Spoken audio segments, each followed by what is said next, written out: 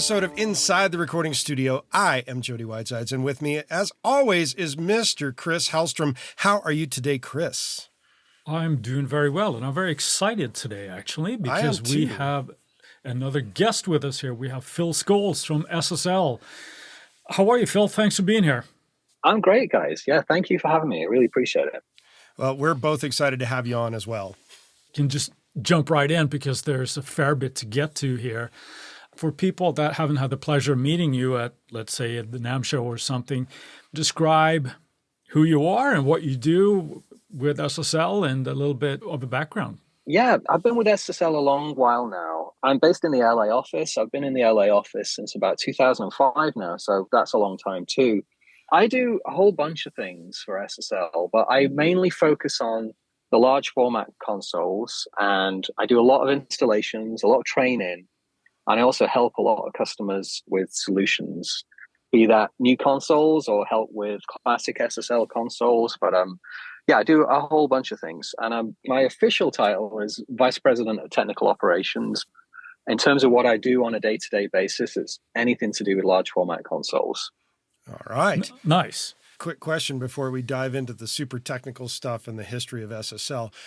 What was your impetus of getting into the music business? Did you start as a musician or a producer or something else? And how did you fall into the role at SSL? I'm a musician of sorts anyway. I'm a guitar player, and I was in bands from kind of a young age. And as the bands naturally progressed, we started going into the studio and started doing recordings. And I found that I was more interested in being on the opposite side of the glass than actually being in a live room and playing. I just kept gravitating towards the control room. I was fascinated by the equipment and wanted to learn a lot more about it. Essentially, I just transitioned as best as I could into a role that had let me do that every day. I studied electronics at university in England, and I took a minor in music production, I guess you would call it. So I kind of honed my skills there, and then got my first real job with the console manufacturer, but that wasn't SSL, it was with a different console manufacturer. Is that like a hidden secret as to which one it was?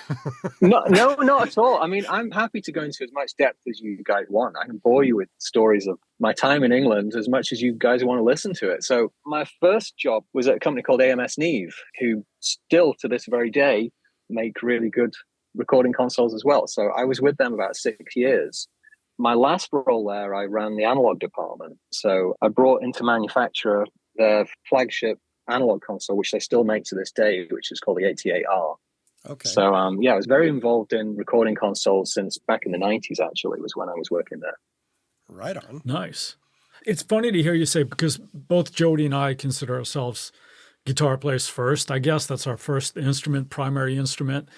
And the story that you're describing there is usually, or most commonly, I think, reserved for the keyboard player. It seems like the keyboard player is always the one that, okay, you know about the knobs and stuff, you have to take care of that. But that's, it's nice to hear that a guitar player took a keen interest in that, as obviously is the case of both Jody and I. I had another question. You're describing there that obviously that you do a lot of technical help with installed consoles or helping people install consoles in their studios. Just out of curiosity, how much of that these days is spent with newer consoles like the Unity or the Duality or whatever, as opposed to perhaps an old 4000E or something? It's predominantly new stuff now. You know, SSL, obviously, we make and manufacture desks, and we find that a lot of people are actually transitioning away from the older consoles now. So we tend to deal in the, you know, with the highest end clients and successful clients, and they typically swap out their older gear for newer gear. So a lot of the time now, we either decommission in the older SSLs as trade-ins, or sometimes people just, if they set up a new studio, they want the newest and the best consoles. And a lot of that now is transitioning away from older consoles. So I'm actually on site this week doing just that for a studio here in Atlanta. And this is quite unusually, the console that I'm taking out is going to end up in the Smithsonian. Wow. Which is kind of cool as well. So we do some really interesting things. And the projects that we get involved in are typically long-standing customers, people who've had SSLs for literally decades and just want the latest and greatest, as it were. The one that's going to the Smithsonian, is that an old SSL as well? Yeah, that's a G series console. So Okay. it is a historically significant console. So What they makes donated it to the Smithsonian. What makes it historically significant? More so than what was done on it than the console itself. So a lot of very high-profile hit records were done on it. So it's owned by Outcast. They did all of their classic stuff on it. So yeah, they've donated it to the Smithsonian. Oh, wow. That's wild. That's very cool. Yeah, that's neat. Yeah. When one board gets decommissioned, as you were saying a little bit earlier, do you guys recycle parts or do you disassemble them other than the one going to the Smithsonian? How does that work when you're taking one out of play, so to speak? Well, the old consoles never go away. That's basically it. They don't end up in a landfill somewhere. They will just go to a different studio. Okay. So it's very rare that we'd ever decommission anything for parts, but we'll find a new home for it. So whether it's a G series or a 9000J series, something like that, typically there's somebody who wants it, and they won't be paying several $100,000 for it anymore, but they will be paying tens of thousands of dollars for it. So I sometimes think of myself as a bit of a matchmaker when it comes to stuff like that, because we won't sell on older SSLs, but we do know people who want them. So we'll introduce the owner to somebody who might want to buy it, and typically they'll go and make that transaction, and it will all work out well. Okay. That's really interesting. How many of those boards, just, you might not have a number in your head, but I'm just curious, how many of those original sort of, let's say the 4000G that you're mentioning, are actually out and circulating in studios these days, or up and running is probably a better phrase? The answer is most of them. I don't have a real number on that. I can tell you how many 4000s were built, though. There was over 1,000 built. The serial number 1000 went to Townhouse Studios in London. Mm-hmm. And that's quite notable because they got the first B series ever way back in the late 70s. And then they also got serial number 1000. Oh, wow. So they're kind of the first and almost last in terms of the 4000 range. So, but of those, the vast majority are still out there in some way, shape, or form. Sometimes consoles change when they'll change owners. So they may get smaller. Sometimes they get bigger. But ultimately, most of them are still out there and still being used daily. That's fantastic. That speaks to build quality right there, right? Of course. We build them to last, and it's really, we do that with everything we make. We don't cheap out on parts. We put the best parts we can get in there, and hopefully they'll last many, many decades. And they certainly are, apparently. Maybe we can go back a little bit into the story or the history of SSL here, because if I haven't done my homework completely wrong, basically took off late 60s, early 70s. I got my dates right on that? Yeah, the company was founded in 1969, but didn't start producing consoles till the late 70s. The actual origin of the name Solid State Logic came out of the first products, which were solid state organ controllers. So the original founder of the company found a better way to make organ controllers. So yeah, the first few years of the company was all about organ control. And then it was really in the late 70s when he started making consoles. Wow. And the switch to that was due to what? Just wanting to expand, got interested in recording as well? Or he was a musician. The gentleman's name was Colin Sanders, and he was a musician. He basically had a recording studio at home, and he couldn't find anything that did what he wanted it to do. So he literally built a console from scratch. And that first console was called the Acorn, and his studio was called Acorn Studios. And he built two of that original console, and then he decided, he liked it, and a few people thought he was kind of onto something.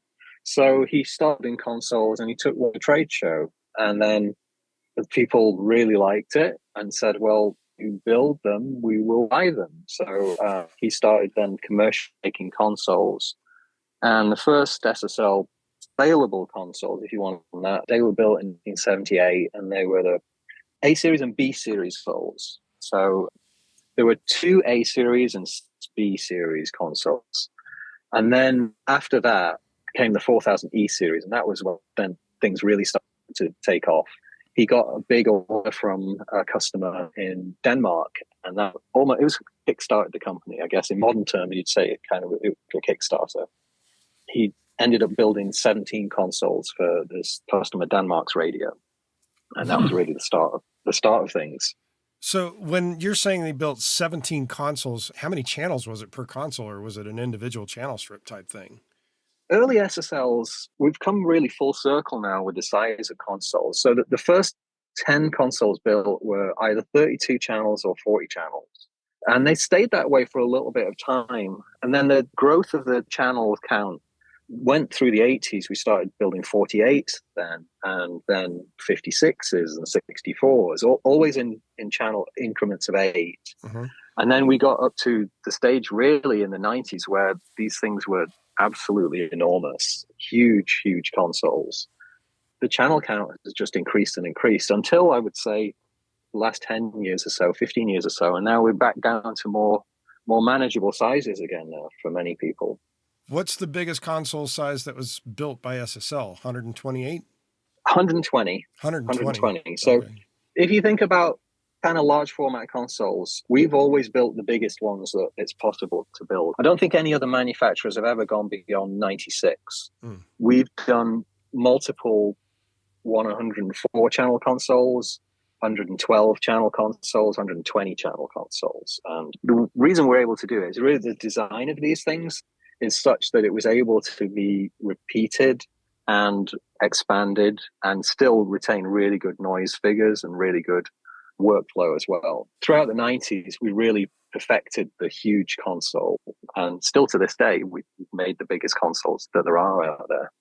Very interesting. Yeah, not to veer too much here on the subject matter, but when we start talking about the 90s and sort of I would imagine, the heyday of the large format consoles, and then things kind of slightly starting to shift with the millennium and things, right? Where people actually started using different equipment and DAWs and things like that, although the embryo of that, right? But maybe workflows shifted a little bit. I'm reminded, because I wanted to ask you, in 2005, I believe it was, when Peter Gabriel and some other, investors came in and purchased SSL. It seems like there was a shift there that perhaps focused on different sort of innovation, with going back into hybrid consoles and things like that for use in other workflows. Am I completely off on that, or is that something that you could shed some light on for me? Or so the Peter Gabriel years were really great for us as a company, and what that really allowed us to do as an organization was focus on what we wanted to do best, which is move workflow forward and continue developing things which work for modern users.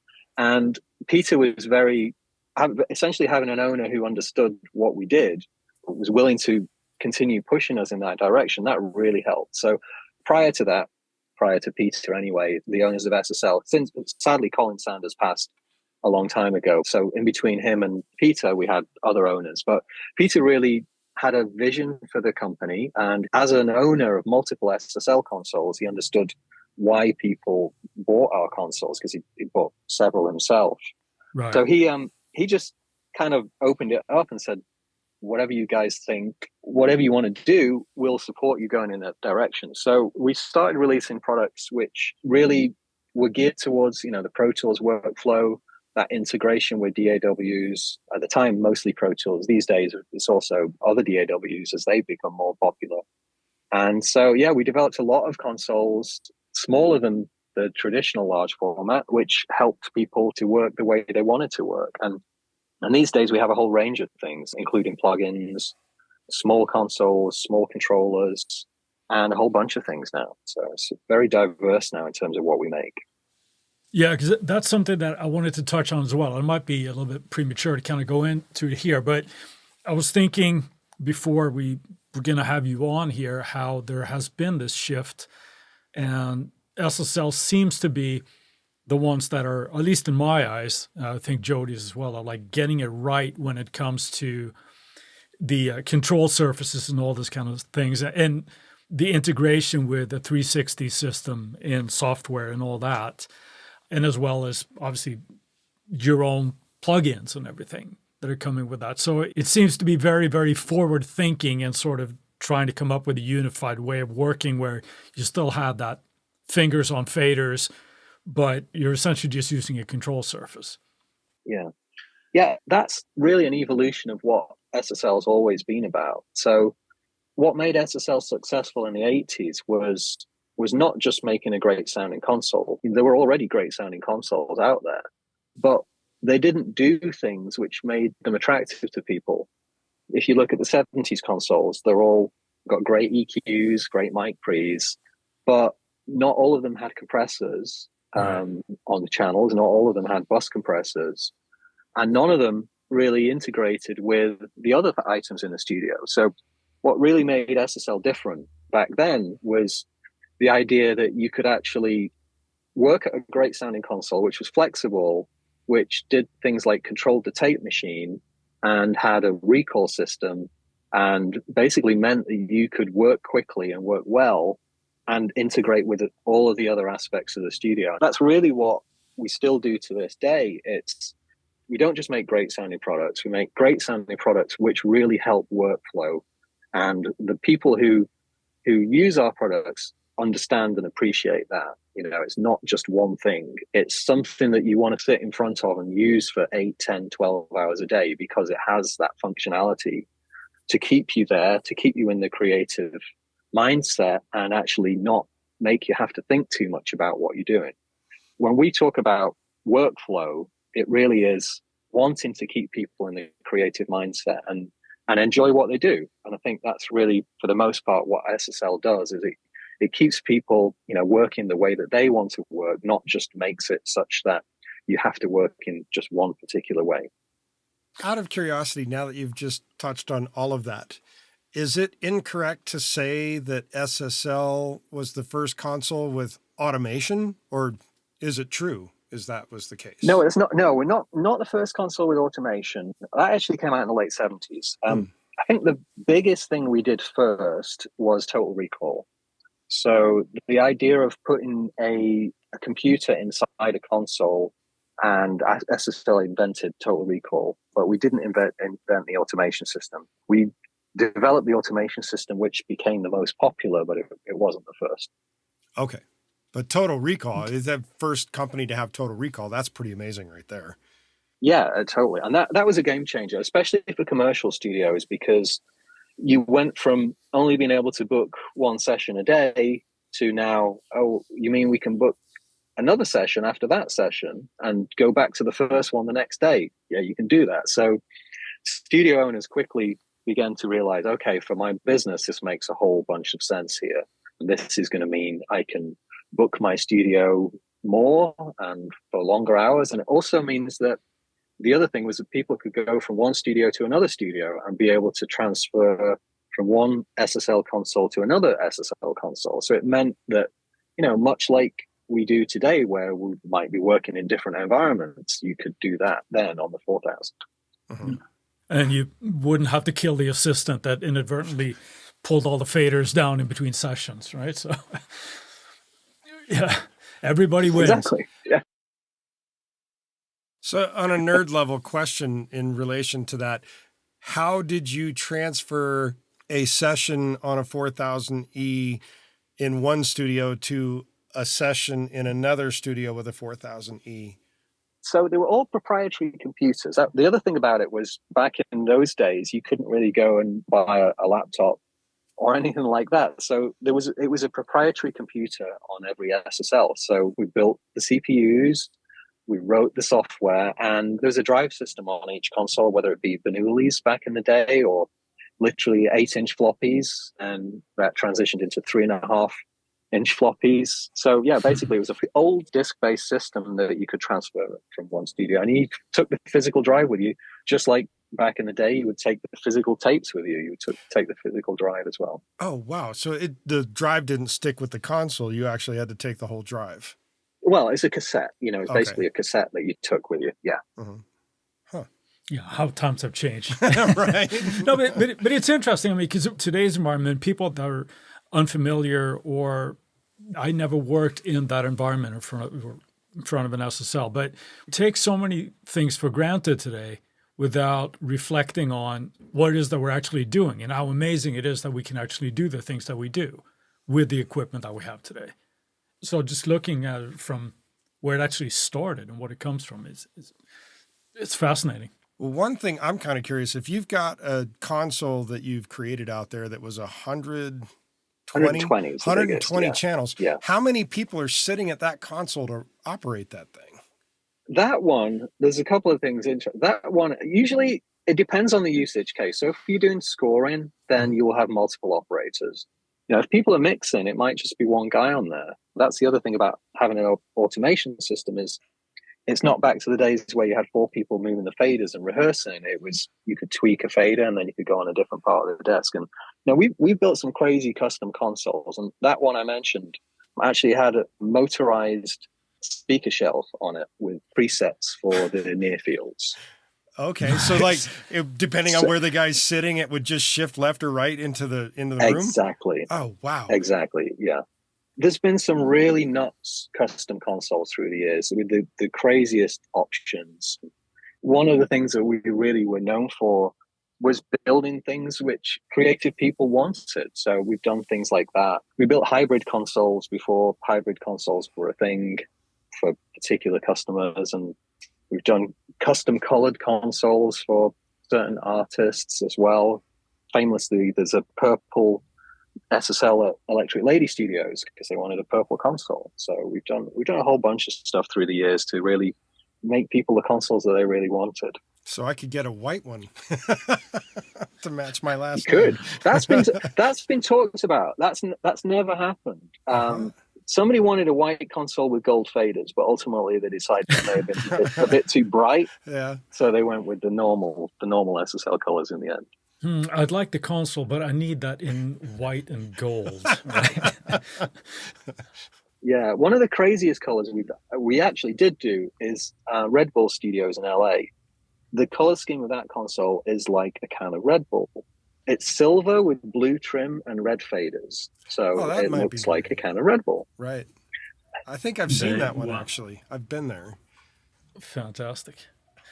Certain lines of the actual console, like hardware consoles that you guys are making now, as you mentioned, the 4000 and the 9000 really aren't current products that you're making, but you're helping people if they want to sell and somebody wants to buy, you're linking those people up. But on current consoles, there's the line called the Unity, and there's also a line called Duality. Are those the two main ones, or are there others besides those two? Well, in terms of the analog side of things, the largest one is Duality, and that goes up to 96 channels. And then on the smaller ones, we've got the Origin console, and then we've got the AWS 900 console. So, 948, sorry. It started out as a 900, and then it's progressed now. And then we also do smaller ones as well called XL Desk. There's a few different analog SSLs that we still make to this day, but the flagship is Duality, and that still comes in very large sizes. In terms of all of those products that you just mentioned, do they all integrate with DAWs, or are they strictly analog and only some of them integrate with DAWs, or how does that work?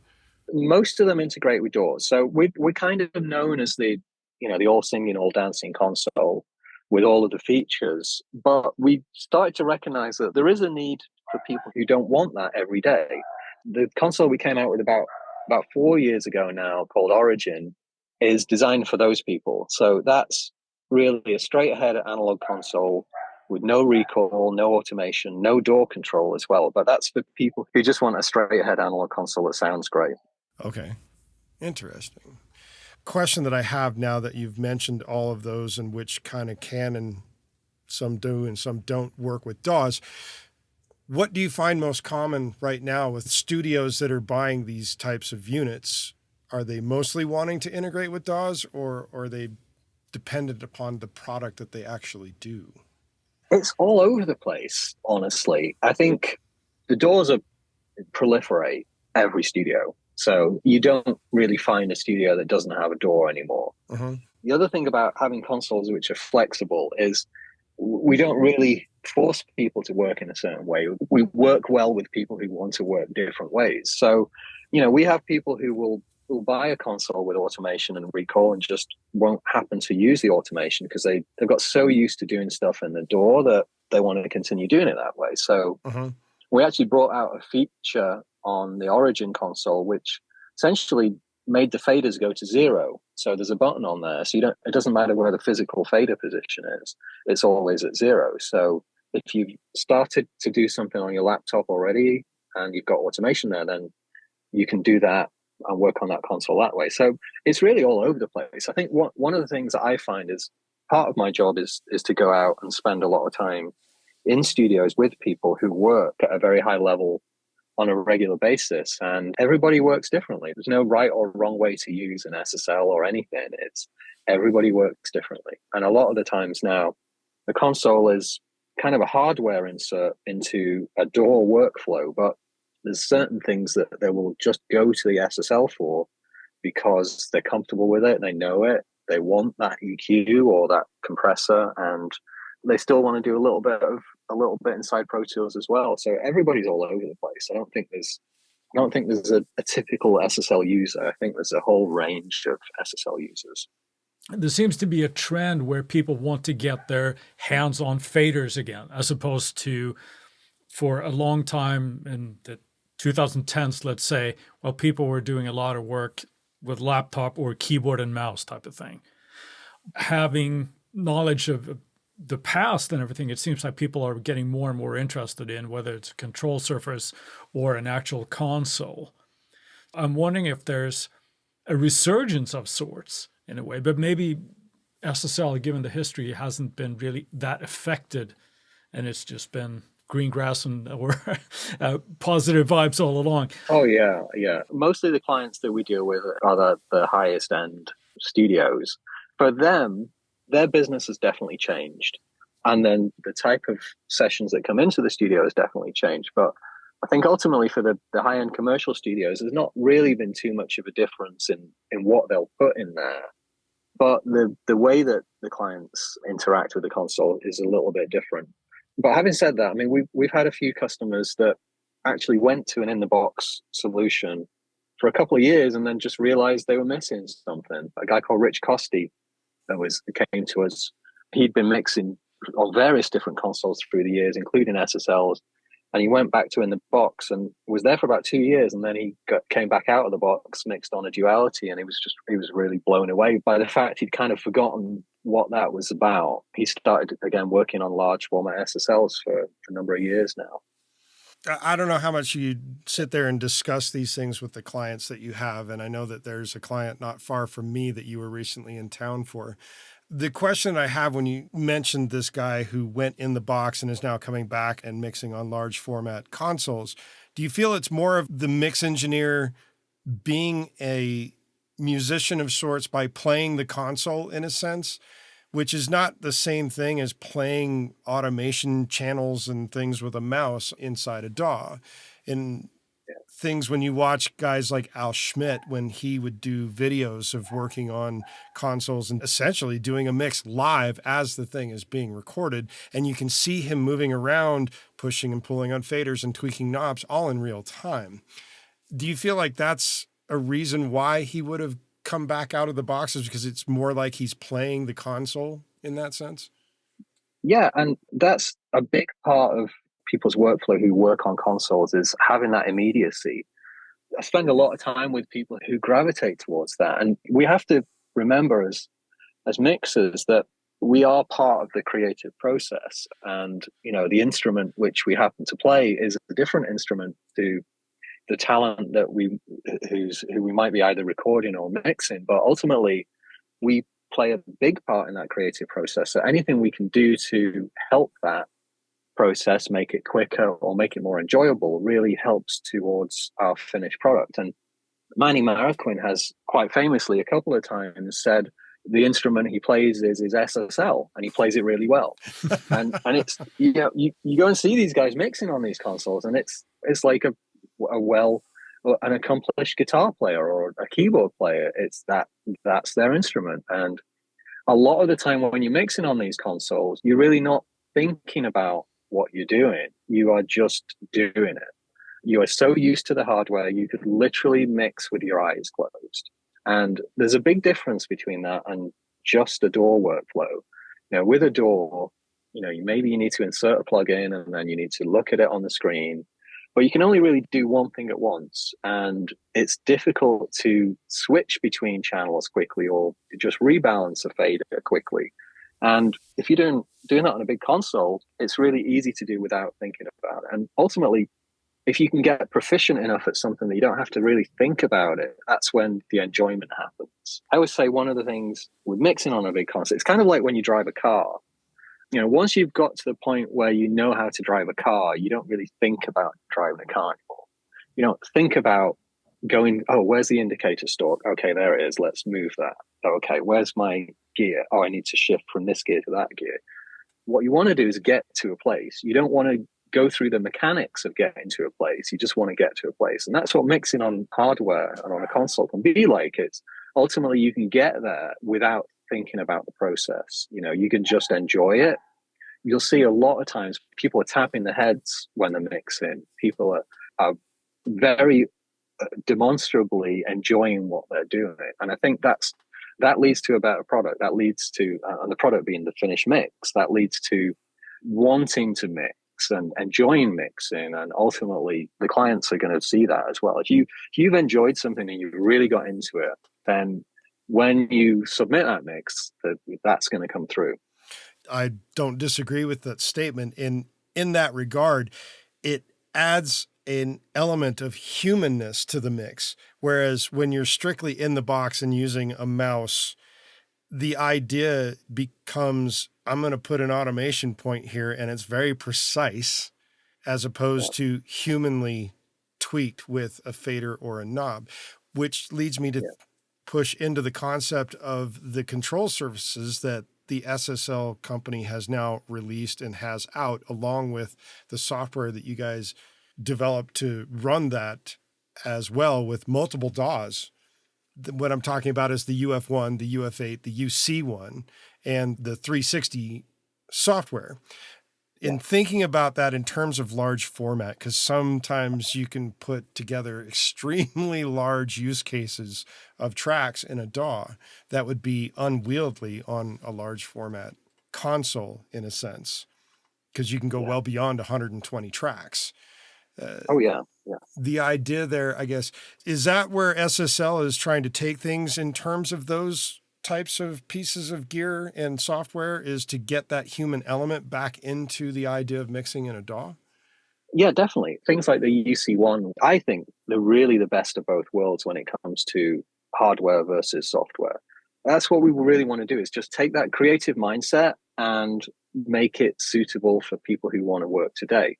So things like UC1, where it's essentially a small channel strip, just like you'd find on an SSL console, but it works with every channel on your DAW. So it gives you that console workflow, but in a small desktop format. And then you tie it together with really good plugins, and all of a sudden it's a really good facsimile of working on a console. So yeah, we really want to try and make people happy about working inside the box. There's nothing wrong with working inside the box.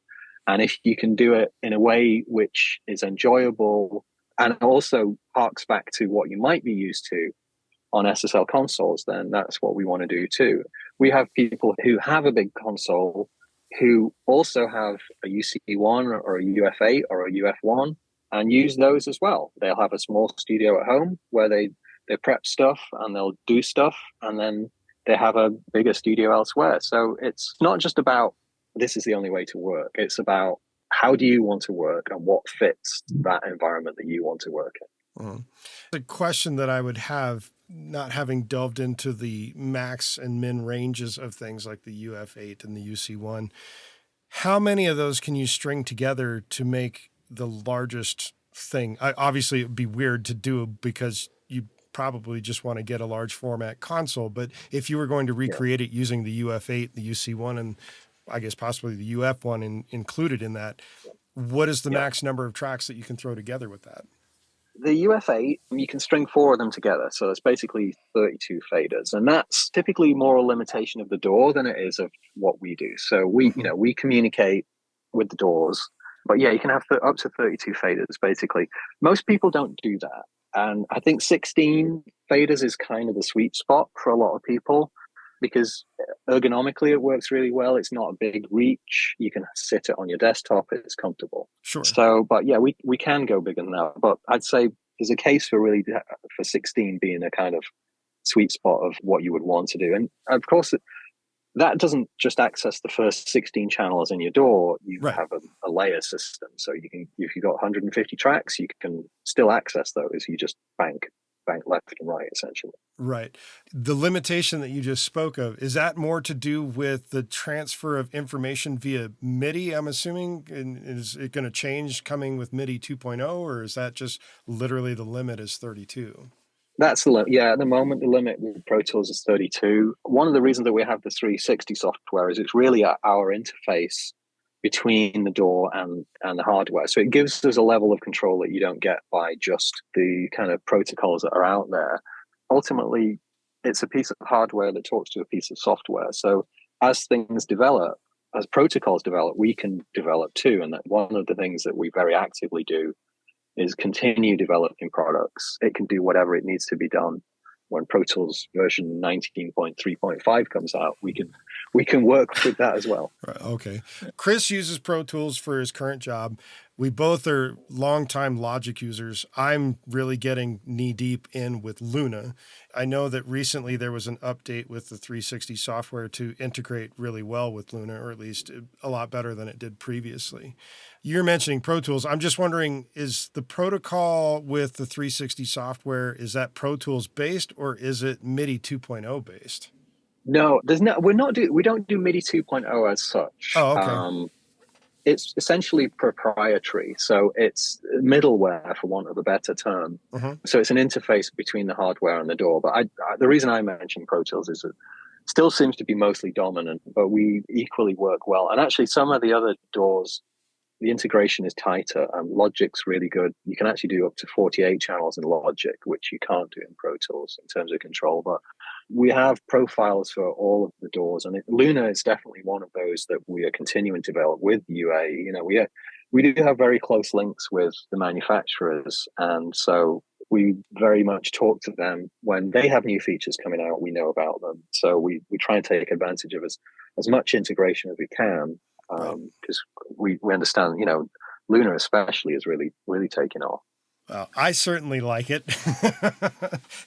The odd thing is, and this is just random information, is that I did side-by-side mixes, 1-to-1, from Logic to Luna with the same raw tracks and using the same plugins and same automation moves, which was not an easy feat because it took a lot of time to recreate the mix that was originally done in Logic to recreate it in Luna.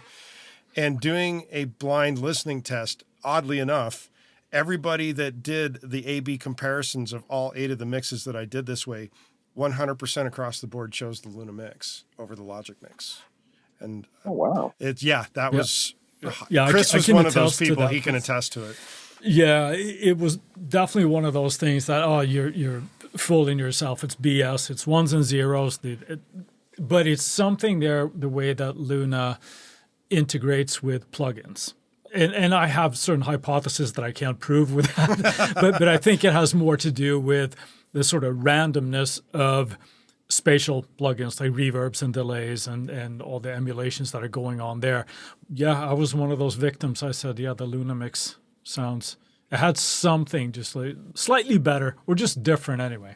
Had I not done that test, I would have called BS on that. But I have to, I agree with Jody. There was definitely something there. Which makes me excited for the concept of the integration that you're doing with the 360 software and the U-Series console hardware bits for home studio setup like you see here. There's one thing I want to touch on that Phil, you said as well, that when it comes to control surfaces and how 16 seems to be the sweet spot, I would wholeheartedly agree with that because it's plenty of faders where you can see that you have an entire drum kit or whatever it is that you're working on at the time. Anything larger than that, like you said, you're just moving banks. Having more than 16 in a control surface, for me at least, seems a bit redundant because I think there are just workflows around that, unless you're just trying to impress clients, which wouldn't be completely unheard of. But Definitely. You mentioned large format consoles. There's a story that I read as an article in a paper, music related, of a duo producer group who couldn't get work in the US because they were entirely in the box. Then they went and bought a large format console. I'm guessing it was the SSL. I don't know if that's 100% true. And suddenly they started getting a lot of clientele who wanted to work with them, but the console was never plugged into the box. It was just there for show. How often does that happen? It's rarely for show. Okay. I will say that. Consoles are rarely for show. There are definitely studios which are, the two fader studios these days where that does happen. That is not a myth. So there are the two channels to the left of the center section are the ones they use. One's panned left, one's panned right. The faders are at 0. Right. And it's ultimately a large monitor controller. So, that does happen. It's rare that they're actually not used at all. The studios that happens in, they still get the same rates as if they were using all 80 channels. So it doesn't matter to them. Sure. In fact, it's possibly easier because there's less work to do. So it's just the world's most expensive laptop stand. Yeah, exactly. It's rare. As a company, the people that gravitate towards our consoles really are the ones that enjoy working on them. And that it's funny, I've done a lot of stuff with particular artists and been surprised that some artists are actually engineers and really want to dig into it. I'm like, oh, I didn't realize you did that. And like, no, they really want to dig into the console and start using the console. And some people don't always realize that. I did a studio for Mark Antony. He got a duality. And I did the training for him, and I was amazed how much he knew about audio engineering. I thought he was an artist, but no, he really knew his stuff, and he really wanted to get into it. And the more information that came out, the more he wanted to learn about it. And it's great to see people like that are really passionate about not just being recorded, but also the art of making records. So we have a lot of clients that are like that, where they really want to get into it. So it's very rare people buy SSLs for show. It's usually because they buy them because they want them to go. And is that the same case for the console that has just been shipped to the Smithsonian? Was it Outcast that was working on that console and that was the one they owned, or did they just hire people to record them? No, it's their own studio. They did all of their biggest hits on there, and so they use it. They used it day in, day out until last week. They used it day in, day out, and now it's on its way to Washington. It's so amazing when you think about it. I was visiting my native Sweden a few years back and visited the ABBA Museum, and I believe that they have, I think it's a Harrison console in there. That was the original one that they did a lot of their work on. But it's cool when you see, like in this case, you would go to see the Smithsonian, we'd see the 4000G that Outcast worked on. But you can sort of, I don't know, for audio nerds like me, it's cool to see anyway. And you can see, like you mentioned, Phil, like history has been created on this console. Yeah. So this was the one. This is where they did all of their hits and all this kind of stuff. And it is, I think it's cool to see. I'm just a nerd like that. I like seeing those things, but yeah.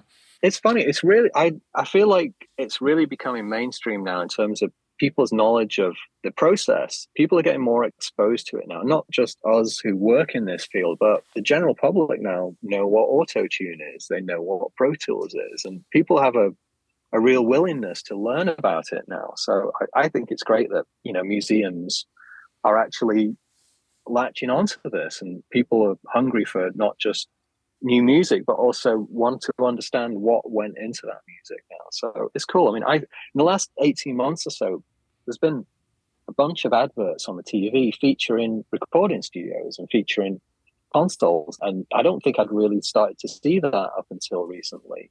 On TV? But now, there's loads to them. So there's absolutely, and we've actually loaned some consoles to Cadillac. Contacted us and said, "Can you loan us a console? We want to put it in the background of the advert for the new Cadillac Lyric." I'm like, okay. Oh, So we worked with a production designer and loaned them a console. And there it is, 7 seconds into this Cadillac advert. There's an SSL console there. is it color coded to the Cadillac? That was one of the things they said was like, "Can you make it change colors?" I'm like, yeah, well, tell me what colors you want it to be. I'll type in a few commands and I'll make the buttons light up that color. Nice. So there's stuff like that. And then there's a Jaguar commercial with an SSL 9000 in the back. And it's actually one of our customers, Mark Kinchin, who's there on his SSL. So there's been a few things like that. And then there's a commercial done for a reality show that was there. And then there's one for Indeed that's got a Focusrite in the background. And then there's another one for Uber Eats that's got an SSL in the background. And these have all been on the TV in the last 18 months or so. It's like, the general public is being exposed to what it is to be inside a recording studio. Interesting that they chose a Focusrite, because I think there's only, 9 of those still in existence? Yeah, that was done at United. So there's kind of a series of adverts that were done at United. I think it was Uber Eats. It was something like that. But Ludacris is in that particular one, I believe. And then there's a few. There's like a series of them.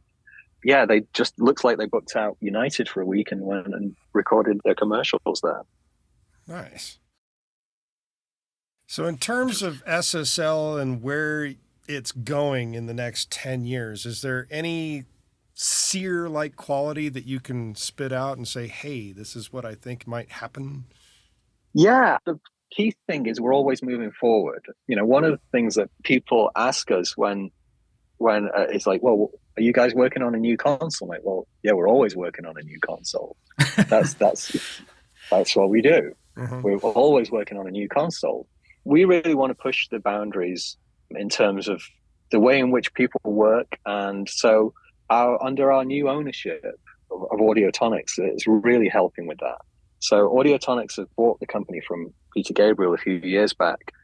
They really helped in terms of workflow of several of our products. And they're very actively, acquiring other companies as well. So in addition to SSL, they have several other console companies and several software companies as well. There'll definitely be some more moves into interesting plugins. There are something like 30 odd SSL plugins right now, and we'll be releasing more as the days go by. But we're going to continue pushing forward, releasing new products very regularly.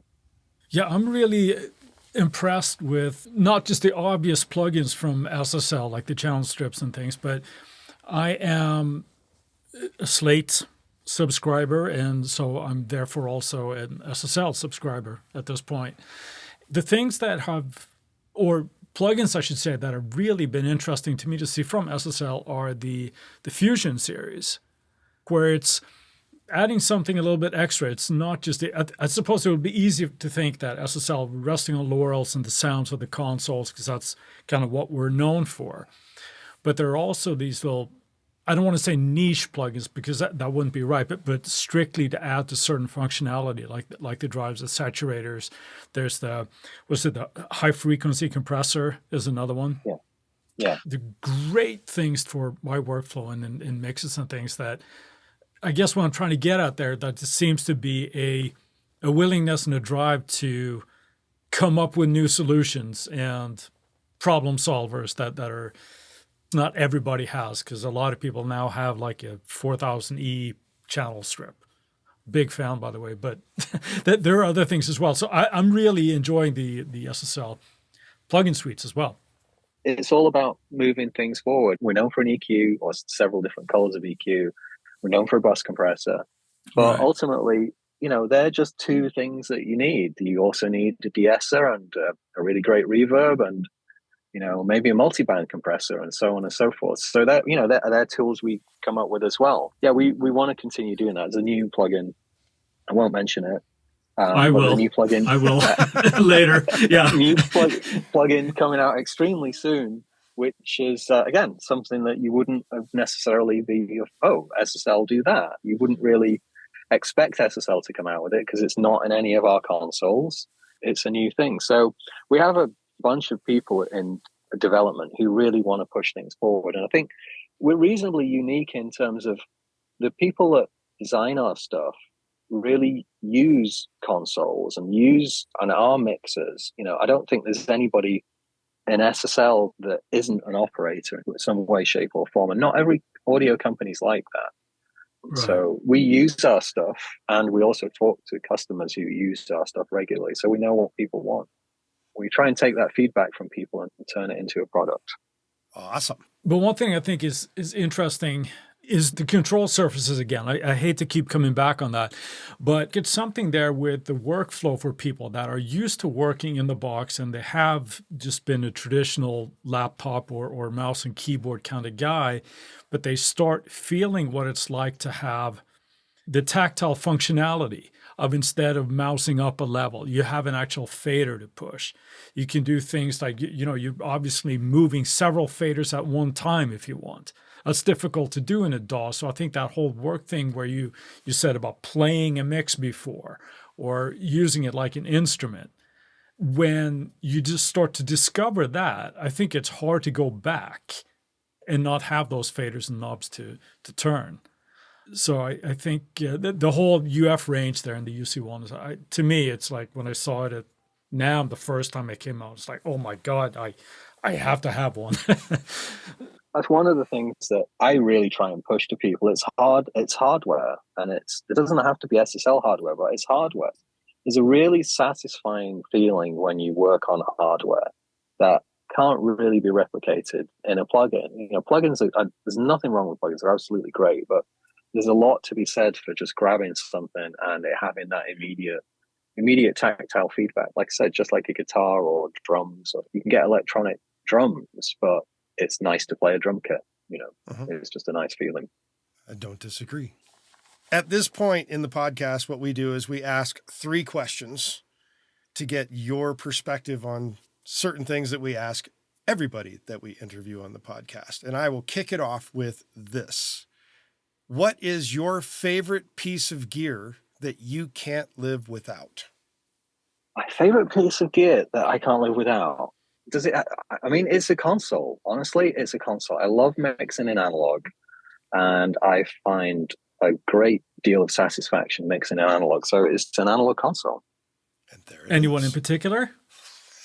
For the past 10 years, it's been Duality. That's my favorite. I'm fastest on that console. So yeah, it's definitely Duality. And I've also had a lot to do in how that console's turned out as well. So I'm very, very pleased that it has a lot of the features it has. So yeah, it has to be Duality. Awesome. Question number 2, what's the biggest lesson that you have learned? The biggest lesson I've learned, I would say it's probably in training, when I've been training people on SSL consoles, is don't assume that people know what you think they know. I've been quite surprised sometimes by people that I've trained and just how willing they are to learn concepts which they've never really known about before I started the training sessions. Any such example that kind of leaps out that you might be able to share with us? Yeah. So one of the things that I learned was that, not everybody knows what SSLs are and what they're capable of doing. So I remember training somebody a long time ago, a broadcast facility, and they didn't really understand how to get the best out of an EQ. So I showed them how to EQ something. Like, this is amazing. I'm like, yeah, it is. This is really an amazing tool. So it's quite surprising how people who are audio engineers don't often or don't always know how to get the best out of something. So it's really, for me, it's really gratifying when people just get it and they're like, oh, this is fabulous. This is going to really help me. Final question. What advice do you universally give to others? Advice to universally give to others? Read the manual. Read the furnished material. That's RTFM, isn't it? I don't know that I universally give advice to people. I have learned to listen to people more than give out advice. Ooh, that's good. That's good. Well, there it is. The advice is to learn to listen. Just as I interrupt Phil as he's saying that. So well played, Chris. It's time for Friday Finds. Chris, kick us off. What have you got this week? Well, judging what Phil just said, I'm not sure I'm sitting on a scoop here because there might be something else, but my find for this Friday is the new SSL Modulate plugin, which is a plugin that contains, well, like it says, modulate, phasers, flangers, choruses, tremolo effects, vibrato effects, panner effects, and it's really, really cool. You can tempo sync everything. You can have different curves for all the elements. You can reorder them. I got that as a subscriber, like I said, and I've been playing with it. It sounds awesome. It's really, really cool to sit down and just play and get creative with whether it's sound design or just some light cosmetics on top of it. So my Friday find this week is Modulate by SSL. And what about you, Jody? What do you got? I'm going to stay in the SSL camp. I just finished the remixing of an album. And that album that I just remixed, I did entirely on an SSL 9000J setup. I'm going with the 9000J, even though it's not a current SSL product. I'm going with that as my Friday find for this week because it was a very nice console to mix that album on. Phil, do you got anything this week that you have found that you want to showcase? Not a piece of gear, but a documentary I've just watched, which I really would recommend to everybody, called The Greatest Night in Pop. Oh, that is a good one. I really enjoyed that. I only just watched that, and it was absolutely fascinating. And to hear the stories of the people that recorded that song was fascinating. So that's my Friday find. And the song that you are referring to is We Are the World. That's correct, yes. Which is written by Lionel Richie and Michael Jackson. I can't remember. I just watched the same documentary not too long ago as well. It is a really fascinating piece of history in terms of music. And it would be amazing if somebody could pull that off in this day and age. I don't think anybody's tried to do anything similar since then. Am I incorrect in saying that? I don't think they have. It seems like it was a moment in time where that was appropriate, and it's interesting to me because I spend a lot of time in studios, and Umberto Gatica was one of the recording engineers on that, and he did some of that at his studio Lion's Share, and then the majority of it was done at what is now Henson. It was A&M at the time, but it's now Henson Studio. So it's great to see that process and see people in the recording studio and seeing how they got to do that, because it's fascinating. We all know the song, but ultimately the story behind it is just as interesting. I don't disagree. It was a very fun watch. With that, we're going to thank you, Phil, for joining us today. It was fascinating listening to your stories here, and I think I'm a little bit wiser from the journey. So thank you so much for joining us, Phil. We really appreciate it. Thanks, guys. Appreciate it too. While we've got your attention, we ask that you go to InsideTheRecordingStudio.com and sign up for our mailing list. You'll need to be on our email list in order to be eligible for future giveaways, and we'll make sure you don't miss any future episodes of this incredible podcast. Send us an email at goldstar, GOLDSTAR, at InsideTheRecordingStudio.com with the letters SSL, and you'll get something cool back in your inbox. If you have a topic or suggestion for Chris and I to explain in a future episode, contact us at the contact page and we'll put it into consideration for a future episode. With that, I'll say see you next week. Thanks again, Phil. Thanks for listening, everybody. Have a good day.